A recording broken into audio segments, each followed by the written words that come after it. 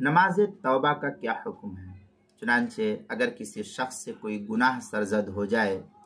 گناہ کے مختلف اقسام ہیں، جس سے جو گناہ سرزد ہو جائے تو مستحب عمل اس شخص کے لیے یہ ہے کہ اچھی طرح وہ پہلے وضو کر کے 2 رکعت نفل توبہ کی نیت سے پڑھے،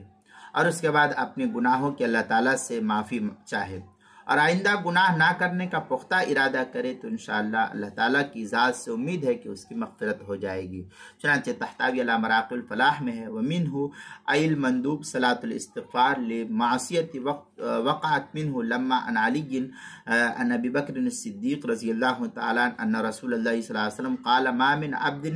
يذنب ذنبا فيتوضأ ويحسن الوضوء ثم يصلي ركعتين فيستغفر الله الا غفر له۔ یہ تحتاوی علی مراقِ الفلاح کی عبارت ہے، صفحہ 219، جو اشرفی بک ڈپو دیوبند کا ہندی نسخہ اس کی